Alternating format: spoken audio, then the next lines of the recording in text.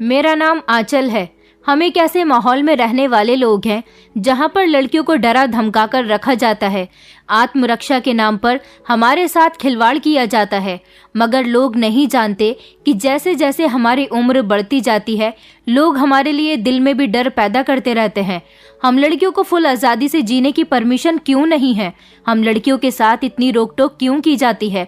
हमें खुलकर सांस लेने क्यों नहीं दिया जाता? हमें हमारे हिसाब से जिंदगी क्यों नहीं जीने दी जाती?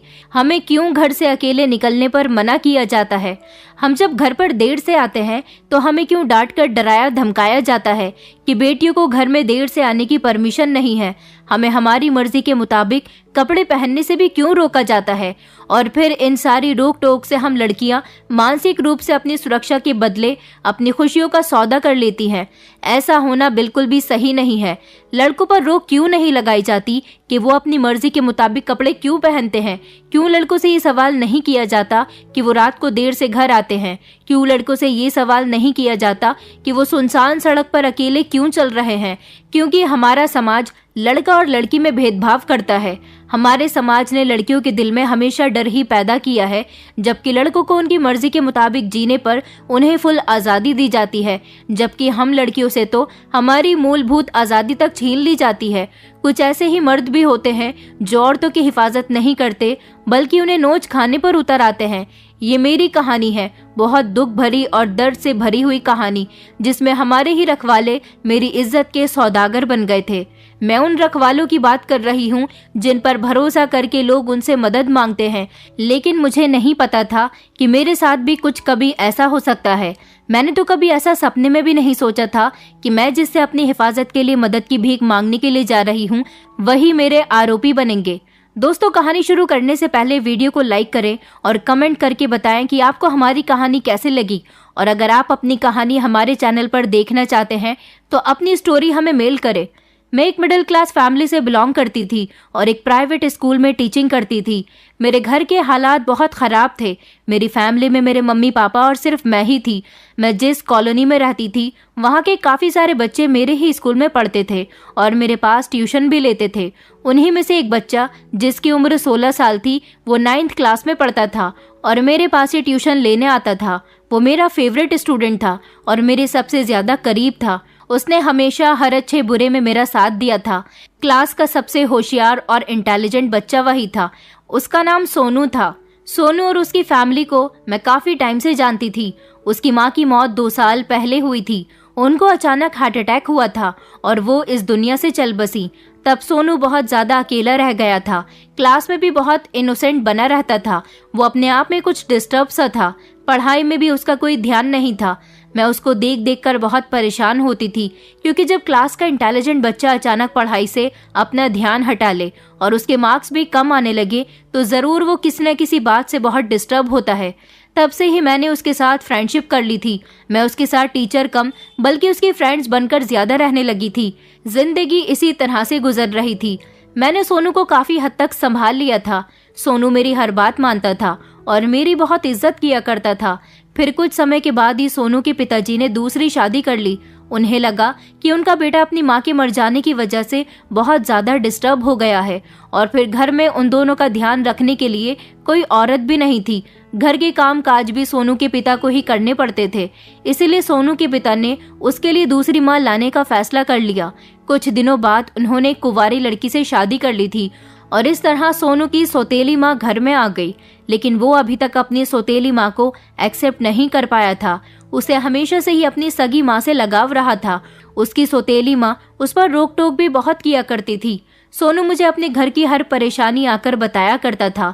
मैं उसको तसल्ली दिया करती थी, समझाती थी कि अभी तुम्हारे पापा की शादी को सिर्फ 2 महीने हुए हैं। अभी तुम्हें अपनी मम्मी के साथ एडजस्ट होने में टाइम लगेगा। वो पहले ही तुम्हारी सगी माँ नहीं है, लेकिन तुम्हारे पापा की जिंदगी में शामिल होने के बाद वो तुम्हारी ज़रूरत का ख्याल रखेगी। यही तुम्हारे लिए बहुत है। मेरी बात सुनकर वो मुझे थोड़ा शांत नजर आता था। उसकी सौतेली माँ से उसकी कम ही बनती थी। मुझे सोनू पर बहुत तरस आता था। उसकी जिंदगी में बहुत मुश्किलें थी, क्योंकि जो अपनी सगी माँ होती है वो सौतेली माँ नहीं बन सकती। कभी कभी सौतेली माँ सगी माँ बनकर दिखा देती है, मगर सोनू की सौतेली माँ उसके साथ रूखा रूखा सा बिहेवियर रखती थी। मेरी जिंदगी में भी कुछ मुश्किलें कम नहीं थी। मेरी माँ को टीबी की बीमारी थी, जबकि मेरे पिताजी घर में ही रहते थे और मेरी कमाई खा रहे थे। उनका कोई काम धंधा नहीं था। आज मैं स्कूल से जल्दी घर लौट आई थी। जैसे ही घर आकर देखा तो मेरी माँ बुरी तरह से खांस रही थी और उनकी कंडीशन बहुत ज्यादा खराब थी। मैं जैसे ही घर में घुसी तो उनकी हालत देखकर मैं परेशान हो गई थी और मैंने जल्दी से उनको संभाला तो वो मुझे देखकर कहने लगी कि क्या हुआ बेटी, आज बहुत जल्दी घर आ गई हो। मैंने कहा माँ, आज मेरी तबीयत ठीक नहीं है। तो मेरी माँ परेशान होते हुए मुझसे पूछने लगी, अच्छा क्या हुआ तुम्हें? माँ ऐसी होती है। मेरी माँ तबीयत के बारे में सुनकर अपनी तबीयत को ही भूल गई थी। मैंने अपनी माँ से कहा, मैं तो ठीक हूँ माँ, मगर मुझे आपकी तबीयत ठीक नहीं लग रही। मैंने जैसे ही अपनी माँ के हाथों की तरफ देखा तो उन्होंने अपने हाथ में पर्स पकड़ा हुआ था। मैंने माँ से कहा, लेकिन आप मुझे ये बताइए कि आप कहाँ जा रही हो? माँ कहने लगी कि बेटी, मैं जरा मेडिकल तक जा रही थी अपनी दवाई लेने के लिए। मैंने चौंकते हुए अपनी माँ की तरफ देखा और उनसे सवाल किया कि दवाई लेने आप क्यों जा रही हो? पापा कहाँ है? मेरी माँ ने अपनी आंखें झुकाते हुए कहा कि तुम्हारे पापा होंगे अपनी महबूबा के पास, और कहाँ हो सकते हैं। हमारे पड़ोस वाले घर में रुचिका आंटी रहती थी। उनके पति की 2 महीने पहले मौत हो गई थी। वो हमारे मोहल्ले में 2 साल पहले ही रहने के लिए आई थी। जब 2 महीने पहले उनके पति की मौत हो गई तो वो घर में अकेली रह गई थी। मेरे माता पिता को उन पर बहुत तरस आता था क्योंकि वो अपने घर में अकेली रहती थी। इसीलिए मेरी माँ ने उनके घर आना जाना शुरू कर दिया। वो भी हमारे घर पर आया करती थी। इसी दौरान उन्होंने मेरे पापा को अपने प्यार के जाल में फंसा लिया और फिर इस तरह मेरे पापा भी मौका देखकर उनके घर में चले जाते थे। काफी समय तक तो हम दोनों माँ बेटी को उनके अफेयर के बारे में पता ही नहीं चला था, लेकिन जब पता चला तो हमारे होश उड़ गए थे। उस दिन जब मेरी बीमार माँ अकेले ही अपनी दवाई लेने घर से निकल रही थी और उनकी तबीयत खराब थी, तो उस समय पापा को अपनी पत्नी के पास होना चाहिए था, ना कि रुचिका आंटी के पास। मुझे इस बात पर बहुत गुस्सा आया था और मैंने मम्मी से कहा था कि आप यहीं रुको, मैं अभी आती हूँ। मैं फौरन घर से निकली। मुझे मेरी मम्मी आवाज लगाती रह गई थी, मगर मैंने उनकी बात को इग्नोर कर दिया। घर से निकलकर मैं रुचिका आंटी के घर में चली गई। जैसे ही मैंने उनके घर का दरवाजा खोल कर देखा तो मेरे पापा रुचिका आंटी के गोद में सर रखकर लेटे हुए थे। मुझे अचानक उस समय वहां देखकर वो दोनों चौंक गए थे। मैंने आगे बढ़ते ही पापा से सवाल किया था, आखिर ये सब क्या हो रहा है पापा? पापा कहने लगे कि तेरी हिम्मत कैसे हुई यहाँ आकर मुझे आंखें दिखाने की? चल घर जा, मैं अभी आकर तुझसे बात करता हूँ। मैंने कहा, उधर मम्मी की तबीयत खराब है और इधर आप उन्हें छोड़कर इस घटिया औरत के साथ हो। रुचिका को अचानक मेरी बात पर गुस्सा आ गया था। उन्होंने पापा से कहा, देख रहे हो तुम्हारी बेटी मुझे घटिया कह रही है। पापा मेरे आगे गुस्से से बढ़े और मुझसे कहने लगे कि मैंने तुझसे कहा ना, यहाँ से जा, मैं अभी आता हूँ। मैंने कहा, नहीं, मैं आपको अपने साथ ही लेकर जाऊंगी। रुचिका आंटी मेरे पापा का हाथ पकड़कर कहने लगी, मैं इन्हें कहीं नहीं जाने दूंगी। मैं इस समय घर में अकेली हूँ। मैंने कहा, आपको तो सारी जिंदगी अब अकेले ही रहना है। आपके पति इस दुनिया से क्या चले गए? आपने तो दूसरों के पतियों पर नजर डालनी शुरू कर दी। वो मुझे फटी फटी आंखों से देख रही थी। मेरे पापा का हाथ उसने बड़ी मजबूती से पकड़ा हुआ था। पापा बार बार यही कह रहे थे कि आंचल चली जाए यहाँ से, वरना मेरा हाथ तुझ पर उठ जाएगा। लेकिन मैं उससे पापा का हाथ छुड़वाने में लग गई थी। तभी रुचिका ने मुझे धक्का दे दिया। मुझे उस पर गुस्सा आया और मैंने रुचिका के गाल पर 2-3 थप्पड़ लगा दिए थे, यहाँ तक कि उसके बाल भी खींच लिए थे। पापा मुझे उससे छुड़वाने की कोशिश कर रहे थे। वो बुरी तरह से चीख रही थी और रो रही थी। मुझे आज बहुत गुस्सा आ रहा था क्योंकि ये सब कुछ मैं अब से नहीं, न जाने कब से बर्दाश्त कर रही थी। मेरी बीमार माँ को मेरे पापा ने इस घटिया औरत के लिए छोड़ दिया था। मेरी मम्मी जब आई तो उन्होंने मुझे रुचिका से अलग करवाया और वो कहने लगी कि भगवान के लिए घर चल बेटा, यहाँ कोई तमाशा खड़ा मत करो। पापा ने भी मेरे मुंह पर एक थप्पड़ मार दिया और कहने लगे कि तेरी हिम्मत कैसे हुई रुचिका जी पर हाथ उठाने की? तू घर चल, मैं वहीं आकर तुझसे पूछता हूँ। मम्मी जबरदस्ती मुझे पकड़कर घर ले आई थी। मैं बहुत रो रही थी और पापा को भी बुरा भला कह रही थी। पापा ने मम्मी से कहा कि समझा ले अपनी बेटी को, वरना तुम दोनों माँ बेटी को इस घर से निकाल दूंगा। मैंने पापा से कहा, यहाँ से क्यों जाएंगे हम? यह हमारा घर है। अगर आपको उस घटिया औरत के पास जाना है तो आप खुद ही चले जाओ। हमसे कोई वास्ता रखने की आपको जरूरत नहीं है। उस दिन हम बाप बेटी के बीच बहुत बड़ा झगड़ा हुआ था। बड़ी मुश्किल से ये मामला शांत हुआ था। मैंने सोच लिया था कि मैं अपनी मम्मी का डाइवोर्स करवा कर ही रहूंगी। इसीलिए मैंने कोर्ट के थ्रू पापा को नोटिस भिजवा दिया था, जिस पर पापा बहुत भड़क गए थे और मुझसे कहने लगे कि ये सब क्या है, क्या तू अपनी माँ से मेरा तलाक करवाएगी। मैंने पापा से कहा, जी हाँ, मैं आपका तलाक भी करवाऊंगी और अपनी मम्मी को इंसाफ भी दिलवाऊंगी। बस आप अपनी जेब ढीली करने के लिए तैयार रहना। सुबह का वक्त था, इसीलिए ये कहकर मैं अपना पर्स उठाकर स्कूल के लिए निकल गई थी। पापा ये बात अच्छी तरह से जानते थे। हम माँ बेटी तलाक में उनसे सब कुछ मांग सकते हैं। मैं चाहती थी कि पापा इसी डर की वजह से रुचिका आंटी को छोड़ दे, मगर ऐसा कुछ भी नहीं हुआ था। पापा इतने पर भी नहीं डरे थे। उनका रुचिका के साथ अभी भी मिलना जुलना चालू था। उस दिन स्कूल से आने के बाद मैं बहुत थक गई थी और अपने कमरे में आराम करने के लिए चली गई तो मुझे नींद आ गई थी। मैं शाम की 4 बजे से लेकर रात के 8 बजे तक सोती रही थी। उसके बाद मैंने मम्मी के साथ बैठकर खाना खाया।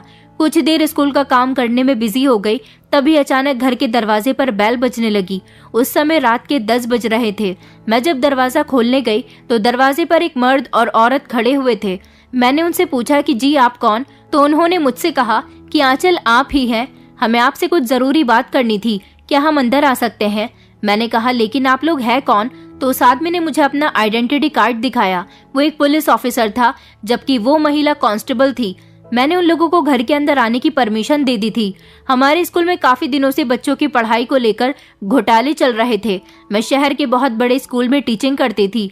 इस स्कूल में जो अमीर घरों के बच्चे होते थे और जिनसे पढ़ाई लिखाई नहीं आती थी, वो स्कूल के कुछ रिश्वतखोर टीचर्स को रिश्वत देने के बाद अपने बच्चों को अच्छे नंबर से पास करवा लिया करते थे, जबकि जो टैलेंटेड और मेहनती बच्चे थे वो पीछे हो जाते थे।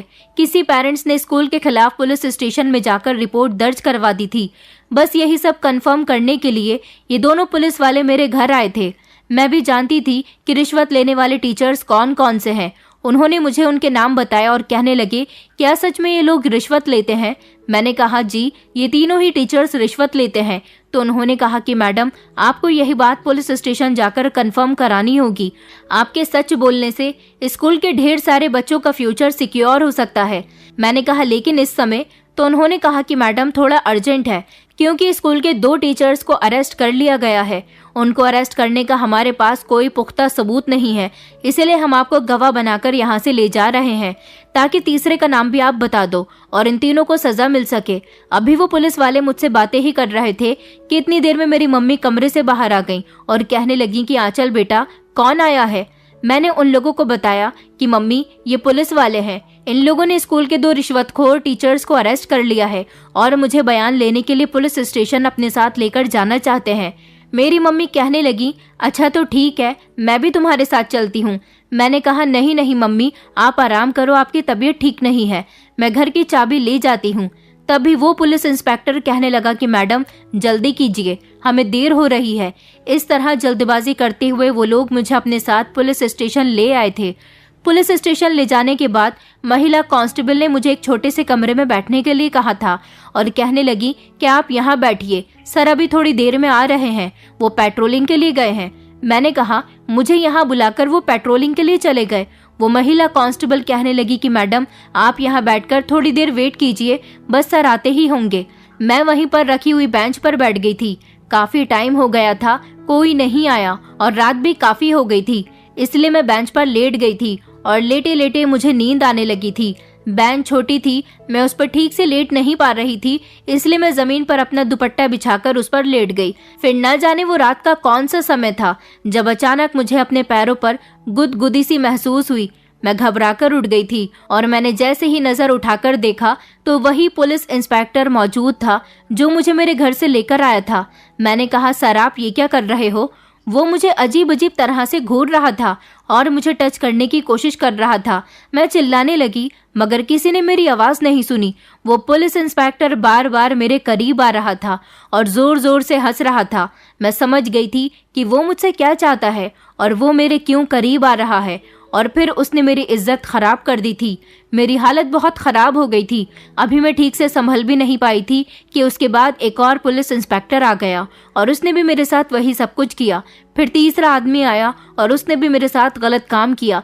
मैं इन तीनों से बचना चाहती थी। इन लोगों से बचने के लिए मैंने कई बार उठने की कोशिश की थी, मगर इन्होंने मेरे साथ मारपीट की, मुझे इतना मजबूर और इतना जख्मी कर दिया कि मैं उठने के काबिल भी नहीं रही थी। मुझे नहीं पता था कि ये आज की रात मेरे लिए इतनी खतरनाक साबित हो सकती है। इतना सब कुछ होने के बाद मैं बेहोश हो गई थी और सुबह को जब मुझे होश आया तो मैं बुरी हालत में ही पुलिस स्टेशन से चलती हुई वहां से निकल आई थी। मगर अजीब बात ये थी कि मुझे ना तो किसी ने सहारा दिया था और ना ही कोई मेरी मदद के लिए आया था। मैं नहीं जानती थी कि ये वर्दी वाले लोग जिन्हें हम अपना रखवाला समझते हैं, यही हमारी इज्जत के साथ खिलवाड़ करेंगे। मैं बुरी तरह से रो रही थी और रोते हुए अपने घर आई। मेरी मम्मी ने जब मेरी इतनी खराब हालत देखी तो वो रोते हुए मुझसे पूछने लगी कि बेटी, तुझे क्या हुआ है? तेरी ऐसी हालत किसने कर दी? बता मुझे। फिर मैंने रोते हुए अपनी मम्मी को सब कुछ बता दिया था। मेरी मम्मी भी बिलख बिलख कर रोने लगी थी। मैंने फैसला कर लिया था कि मैं इन लोगों के खिलाफ पुलिस में रिपोर्ट दर्ज करवाऊंगी, इसलिए मैं अपने ही शहर के दूसरे थाने में चली गई थी और वहां जाकर मैंने इन तीनों पुलिस वालों के खिलाफ रिपोर्ट दर्ज करवाई थी। पुलिस इंस्पेक्टर को मेरी बात पर यकीन नहीं आ रहा था। उन्होंने कहा था कि वो तीनों पुलिस इंस्पेक्टर तो बहुत ईमानदार है, भला वो तुम्हारे साथ ऐसा कैसे कर सकते हैं? मैंने कहा, उन्होंने मेरे साथ ऐसा ही किया है। वो लोग झूठ बोलकर मुझे मेरे घर से ले आए थे और फिर वहां जाने के बाद सारी रात मेरे साथ। ये कहकर मैं रोने लगी थी। मैंने हाथ जोड़कर पुलिस इंस्पेक्टर से कहा था कि प्लीज मेरी मदद कीजिए, मुझे इंसाफ चाहिए। मैं अपने आरोपियों को जेल की सलाखों के पीछे देखना चाहती हूँ, क्योंकि आज उन्होंने अपनी वर्दी का गलत फायदा उठाते हुए मेरे साथ ये सब कुछ किया। कल को वो शहर की किसी भी लड़की के साथ ये सब कुछ कर सकते हैं। पुलिस इंस्पेक्टर ने इस बात का एक्शन लिया था और इन तीनों से पूछताछ की थी। उन तीनों ने साफ इनकार कर दिया था और कहा था कि हमने इस लड़की के साथ कुछ भी नहीं किया। अगर आप लोग चाहें तो इस लड़की का मेडिकल करवा सकते हो और मेडिकल में ये बात भी क्लियर हो जाएगी कि हमने इसके साथ कुछ गलत किया है। हमने इसे पुलिस स्टेशन बात करने के लिए बुलाया जरूर था, लेकिन 1 घंटे के बाद ही हमने इसे अपने पुलिस स्टेशन से भेज दिया था। क्या पता इसने सारी रात कहाँ गुजारी और ये सुबह अपने घर पहुंची। ये हम पर इल्जाम लगा रही है। इसके साथ जरूर किसी और ने ये सब किया है और ये हमें ही फंसाने की कोशिश कर रही है। पुलिस ने मेरा मेडिकल करवाया। मुझे भी तसल्ली थी कि मेडिकल की रिपोर्ट आने के बाद ये बात क्लियर हो जाएगी कि इन तीनों ने मेरे साथ गलत काम किया है, क्योंकि मैं झूठ नहीं बोल रही थी। इन लोगों ने मुझ पर बहुत बड़ा जुल्म किया था। मगर हैरान तो मैं तब हुई थी जब मेडिकल रिपोर्ट आई थी। मेडिकल रिपोर्ट में ऐसा कुछ भी नहीं आया था। मेडिकल रिपोर्ट के मुताबिक मेरे साथ कुछ गलत नहीं किया गया था। मैं गहरी सोच में पड़ गई कि ऐसा कैसे हो सकता है। मेरे साथ तो इन लोगों ने गलत किया है, तो फिर मेडिकल रिपोर्ट में ये बात साबित क्यों नहीं हो जाती। मेरा रो रो कर बुरा हाल हो गया था। मेरी समझ नहीं आ रहा था कि मैं क्या करूं। मेरा साथ देने वाला कोई भी नहीं था। अपनी मम्मी को मैंने इस बारे में कुछ भी नहीं बताया था। मैं जब घर से निकलती थी तो अपनी मम्मी से यही कहकर निकलती थी कि मैं स्कूल जा रही हूँ, और जब से मेरे साथ ये सब कुछ हुआ था मैं टीचिंग पर जा ही नहीं रही थी। मैं अपनी बीमार माँ को और ज्यादा परेशान नहीं करना चाहती थी। मेरी मम्मी ने मुझसे कहा था कि बेटी तुम पुलिस स्टेशन में रिपोर्ट लिखवाओ। मैंने उनसे कहा था कि मेरे साथ पुलिस वालों ने ही तो ये सब कुछ किया है, तो फिर मैं कैसे उन लोगों की कंप्लेंट पुलिस से कर सकती हूँ। लेकिन सुकून तो मुझे भी नहीं मिल रहा था। मैंने अपनी मम्मी को तो समझा दिया था और मैं खुद चोरी चुपके इन लोगों के खिलाफ पुलिस में रिपोर्ट लिखवाने के लिए आ गई थी। अब मेडिकल रिपोर्ट आने से पुलिस वालों को यही लगता था कि मैं इन तीनों पुलिस इंस्पेक्टर पर गलत आरोप लगा रही हूँ। मुझे मजबूरन अपना केस वापस लेना पड़ गया था। मैंने सब कुछ भगवान पर छोड़ दिया था। मैं अपनी किस्मत को रोती रहती थी। मैंने स्कूल में टीचिंग करना भी छोड़ दिया था। पापा को तो हम दोनों माँ बेटी का कोई ख्याल ही नहीं था। वो पूरी तरह से रुचिका आंटी के घर पर ही रहने लगे थे। मुझे तो अब घर से बाहर निकलने पर भी डर लगता था। एक दिन घर के दरवाजे की बेल बजी। मैं बहुत डर गई थी कि ना जाने कौन आया है। मैं खड़ी हुई सोच रही थी कि अगर वही पुलिस इंस्पेक्टर हुए और मुझे यहाँ से ले जाने लगी तो क्या होगा। मैं धीमे धीमे कदमों से चलते हुए दरवाजे की तरफ गई। मैंने जैसे ही दरवाजा खोल कर देखा तो मेरी जान में जान आई थी, क्योंकि दरवाजे पर सोनू आया था। सोनू कहने लगा कि आंचल दीदी, आप काफी दिनों से स्कूल नहीं आ रही हो, क्या हुआ है आपको? मैंने सोचा मैं आपसे मिलने के लिए आ जाता हूँ। आपको पता है आपके बिना मेरे स्कूल में बिल्कुल भी मन नहीं लगता। उसने जब मुझे इतना परेशान देखा तो वो मेरी परेशान होने की वजह पूछने लगा था। वो बिल्कुल मेरे साथ फ्रेंडली बिहेव करता था, उसका कोई दोस्त नहीं था, वो मुझे ही अपना दोस्त समझता था। सोनू मुझसे बार बार पूछ रहा था कि आंचल दीदी आपको क्या हुआ है, आप इतनी खामोश क्यों हो, आखिर क्या बात हो गई है। फिर मैंने रोते हुए सोनू को सब कुछ सच सच बता दिया था। मैं जानती थी कि सोनू की उम्र अभी कम है और मुझे उसको ये बात नहीं बतानी चाहिए थी, लेकिन जब सोनू मुझे तसल्ली देने लगा और उसने कहा कि आप फिक्र मत करो, हम लोग पुलिस स्टेशन चलते हैं, आपने उन लोगों के खिलाफ पुलिस में कंप्लेंट दर्ज क्यों नहीं करवाई। मैंने सोनू से कहा, तुम्हें क्या लगता है मैं खामोश बैठ गई थी? मैं गई थी पुलिस के पास, उन तीनों की शिकायत लेकर दूसरे थाने के पुलिस इंस्पेक्टर के पास। लेकिन जब ये बात जानने के लिए मेरे साथ गलत हुआ है या नहीं, मेरा मेडिकल करवाया गया तो मेरी मेडिकल की रिपोर्ट में भी ऐसा कुछ नहीं आया था। उन लोगों ने उल्टा मुझ पर ही इल्जाम लगा दिया था कि मैं इन पुलिस वालों पर इल्जाम लगा रही हूँ, मैं खुद ही एक घटिया लड़की हूँ। बस इसी मजबूरी में आकर मुझे पीछे हटना पड़ गया था, क्योंकि मेरे पास कोई सबूत नहीं है। सोनू कहने लगा, दीदी आपको हार नहीं माननी चाहिए थी, आपको दोबारा पुलिस स्टेशन जाना चाहिए और वहां जाकर उन तीनों के खिलाफ दोबारा से रिपोर्ट लिखवानी चाहिए, क्योंकि आपके साथ तो सच में गलत हुआ है। मेडिकल रिपोर्ट गलत भी तो हो सकती है, हो सकता है उन पुलिस वालों ने मेडिकल रिपोर्ट वाले डॉक्टर को रिश्वत दे दी हो, मेडिकल रिपोर्ट बदल दी गई हो। मैंने सोनू से कहा कि तुम ठीक कह रहे हो, लेकिन मैं किस तरह से अपना सच साबित करूं? ये कहकर मैं फूट फूट कर रोने लगी थी और सोनू मुझे तसल्ली देने लगा था। उससे बात करने के बाद मेरा मन हल्का हो जाता था, क्योंकि मेरी मुलाकात उससे अब काफी दिनों में हुई थी। कुछ दिन इसी तरह से गुजर गए थे। अब तो रुचिका आंटी ने हद ही पार कर दी थी।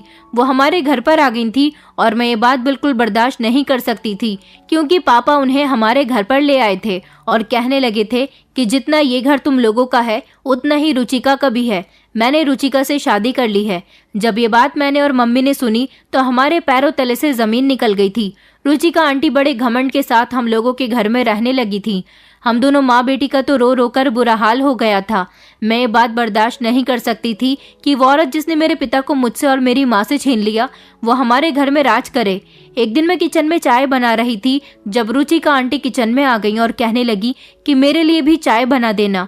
मुझे उनकी इस बात पर गुस्सा आ गया। मैंने कहा, मैं आपकी नौकरानी नहीं हूँ, आप इस घर में आ गई हो, इसका मतलब ये नहीं कि मुझ पर हुक्म चलाने लगो। वहीं पर रुचिका आंटी ने मेरे साथ बदतमीजी करनी शुरू कर दी। वो मुझे उल्टा सीधा बोलने लगी थी।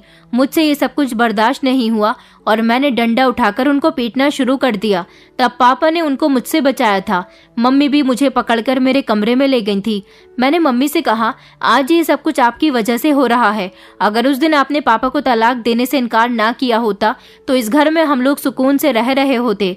मैंने कोर्ट के थ्रू पापा को नोटिस भिजवा दिया था ताकि पापा मम्मी को डिवोर्स दे सकें, मगर मम्मी ने पापा से डिवोर्स लेने के लिए साफ इनकार कर दिया था और कहा था कि वो मेरे पति हैं। अब इतनी उम्र हो जाने के बाद मैं अपने पति से डिवोर्स लेती हुई अच्छी नहीं लगूंगी। मैंने मम्मी को समझाया था, जब पापा आपके पति और एक जवान बेटी के पिता होते हुए पड़ोस की औरत के साथ अफेयर चला सकते हैं तो आप पापा से डिवोर्स क्यों नहीं ले सकती। मम्मी ने मेरी कोई बात नहीं सुनी थी और इसी वजह से आज घर में इतना ज्यादा हंगामा हुआ था। उसी रात हमारे घर में 2 महिला कांस्टेबल आई और जबरदस्ती मुझे अरेस्ट करके ले गईं। मेरा जुर्म क्या था ये तो मैं जानती ही नहीं थी। अफसोस की बात ये थी कि मेरे पापा खड़े हुए ये सब कुछ तमाशा खामोशी से देखते रहे।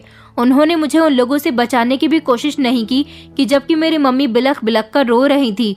मेरी मम्मी की कंडीशन भी ऐसी नहीं थी जो वो मेरे साथ चल सकती थी। वैसे भी वो लोग मुझे ही लेने के लिए आए थे। मेरे साथ उन्होंने उस रात फिर से वही सब कुछ किया था और फिर से मुझे सारी रात इस्तेमाल करने के बाद बुरी हालत में पुलिस स्टेशन से जाने के लिए कहा था। मैं दोबारा से दूसरे पुलिस स्टेशन में रिपोर्ट लिखवाने के लिए चली गई थी और उन लोगों को बताया था कि कल रात भी इन लोगों ने मेरे साथ वही सब कुछ किया। उन्होंने कहा कि तुम बार बार पुलिस वालों पर इल्जाम लगा रही हो, आखिर तुम्हारे पास क्या सबूत है। मैंने कहा था, आपकी पुरानी वाली मेडिकल रिपोर्ट तो झूठी निकली। मैं चाहती हूँ कि दोबारा से मेरा मेडिकल करवाया जाए ताकि अब की बार आप लोगों के सामने सच आ सके, लेकिन इस बार मेडिकल रिपोर्ट गलत नहीं होनी चाहिए। मुझे तो शक है कि पहले मेडिकल रिपोर्ट आप लोगों को फर्जी दी गई है, मगर मेरी बात पर कोई भी यकीन करने के लिए तैयार नहीं था। मेरा केस इस बार पुलिस स्टेशन में नहीं लिया गया था और उन लोगों ने मुझे वहां से डांट कर भेज दिया था कहा था अगर यहाँ से नहीं गई तो तुम्हें अरेस्ट कर लेंगे। तुम पुलिस वालों पर गलत और झूठा इल्जाम लगा रही हो। लेकिन मैं अब हार मानने वालों में से नहीं थी।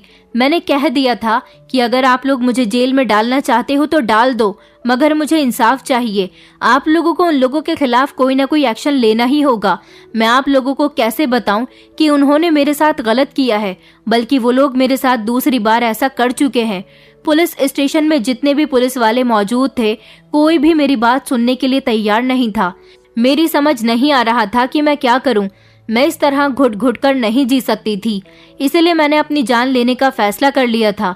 मैं जब पुलिस स्टेशन से रोती हुई निकली तो मेरी टक्कर एक बड़ी सी गाड़ी से हो गई थी, क्योंकि मुझे अपना कोई होश ही नहीं था और मैं सड़क पर बेसुध होकर चल रही थी।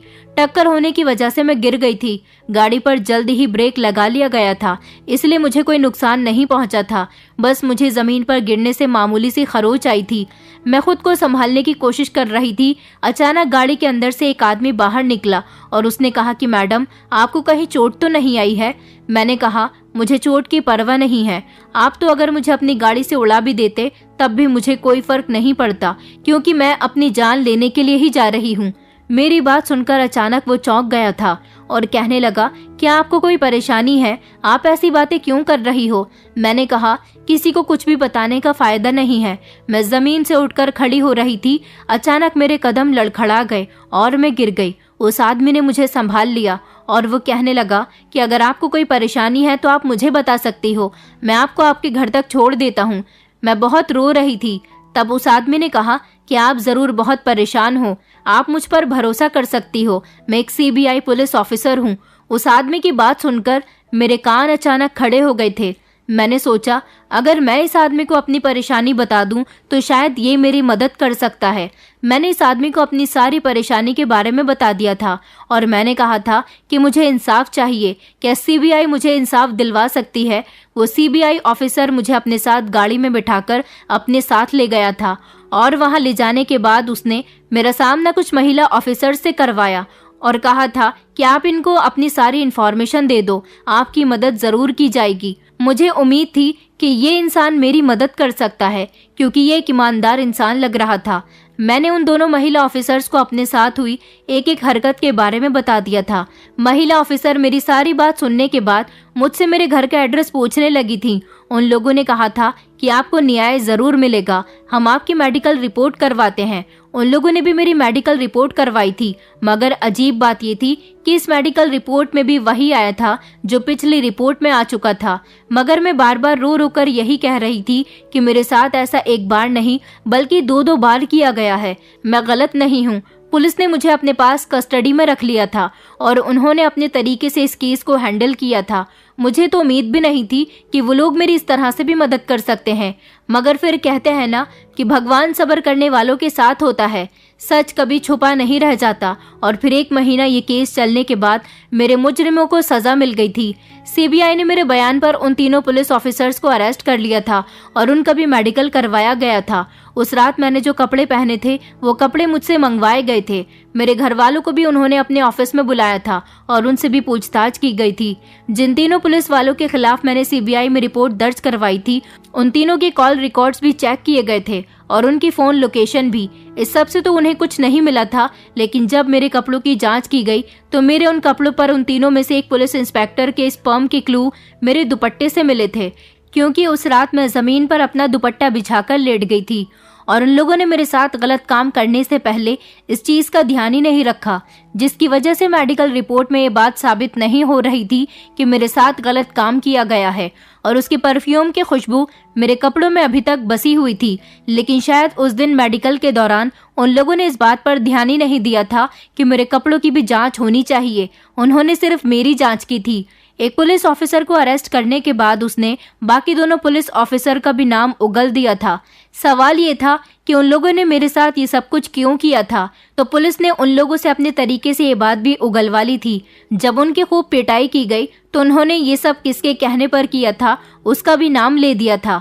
उन तीनों पुलिस ऑफिसर ने ये सब कुछ किसी और के कहने पर नहीं बल्कि मेरे पिता और रुचिका के कहने पर किया था। मैंने जब रुचिका पर हाथ उठाया था तो रुचिका को बहुत गुस्सा आया था और उसने पापा से कहा था कि तुम्हारी बेटी का कुछ ना कुछ तो करना होगा। पापा ने कहा था, हाँ मैं भी अपनी बेटी से बहुत तंग आ गया हूँ। रुचिका एक ऐसी औरत थी जो पहले कभी एक बाजारू औरत कहलाई जाती थी। वही पुलिस ऑफिसर उसके भी कांटेक्ट में थे, इसलिए उसने मुझे मजा चखाने के लिए उन तीनों पुलिस ऑफिसर से ये सब कुछ करने के लिए कहा था। और वो ये भी अच्छी तरह से जानते थे कि अगर मैंने उन तीनों की पुलिस में कंप्लेंट दर्ज कर दी तो पुलिस जरूर मुझसे सबूत मांगेगी, जबकि मेरे पास तो कोई सबूत ही नहीं है। हाँ, उन लोगों के कहने पर पुलिस मेरा मेडिकल जरूर करवा सकती है और ऐसा ही हुआ था। मेडिकल करवाने पर भी मुझे न्याय नहीं मिल सका था। मुझे शर्म आती है अपने पिता पर जिसने अपनी ही बेटी के साथ ये सब कुछ किया। जो पुलिस इंस्पेक्टर और लेडी कांस्टेबल मुझे घर से ले गई थी, पुलिस स्टेशन जाने के बाद लेडी कांस्टेबल को उसके घर भेज दिया गया था और उसके बाद पहले वाले पुलिस इंस्पेक्टर ने बाकी 2 पुलिस इंस्पेक्टर को फोन करके पुलिस स्टेशन बुला लिया था और उनसे मेरे साथ गलत काम करने के पैसे भी वसूल लिए थे। लेडी कांस्टेबल को इस बारे में कुछ भी नहीं पता था कि ये लोग मुझे किस गंदे काम के लिए यहाँ पर लेकर आए हैं। जब लेडी कांस्टेबल से बात की गई तो उसने ये जरूर बताया था कि उसने मुझे मेरे घर से उठाया था और दूसरी बार भी वो मुझे मेरे घर से ले गई थी, लेकिन उसे उसके सीनियर ऑफिसर्स ने रिश्वतखोरी वाला ही केस बताकर मुझे मेरे घर से बुला लिया था और पुलिस स्टेशन पहुंचते ही लेडी कांस्टेबल को उसके घर भेज दिया गया था। उसके बाद वो कुछ नहीं जानती थी कि मेरे साथ इन लोगों ने क्या किया है। मैं सीबीआई पुलिस की आज भी शुक्रगुजार हूँ जिन्होंने मुझे इंसाफ दिलाने में मेरी मदद की। लड़कियों को कभी भी हार नहीं माननी चाहिए, उन्हें डटकर अपने इंसाफ के लिए लड़ना चाहिए। अगर उस दिन मैं सीबीआई पुलिस ऑफिसर की गाड़ी से न टकराती तो शायद मुझे आज इंसाफ ना मिल पाता। मेरे पापा और रुचिका आंटी को अरेस्ट कर लिया गया था जिन्होंने सिर्फ मुझे मजा चखाने के लिए मेरे साथ ये सब कुछ किया था। जब ये बात मेरी मम्मी को पता चली तो मेरी मम्मी फूट फूट कर रोई थी और उन्होंने कहा था कि मुझे इस आदमी को पहले ही छोड़ देना चाहिए था। मैं नहीं जानती थी कि ये आदमी दूसरी औरत के कहने में आकर इस हद तक भी गिर सकता है कि अपनी बेटी को ही पुलिस वालों की हवस का निशाना बना दे। पुलिस ने रुचिका आंटी और पापा को अरेस्ट कर लिया था और उनके खिलाफ कड़ी कार्यवाही की गई थी। इंसाफ मिलने के बाद मैं बहुत खुश थी और आज मैं इस दुनिया में सर उठाकर जी रही हूँ क्योंकि मुझे मेरा इंसाफ मिल चुका है। लेकिन सावधान करना चाहती हूँ उन बेटियों को जो ऐसे घिनौने लोगों का शिकार बन जाती हैं। दोस्तों, उम्मीद करती हूँ आपको हमारी कहानी पसंद आई होगी। कहानी पसंद आई है तो वीडियो को लाइक करें, चैनल पर नए हैं तो चैनल को सब्सक्राइब करें और हाँ, नोटिफिकेशन बेल को जरूर दबाएं ताकि अगली अपडेट सबसे पहले आपको मिले।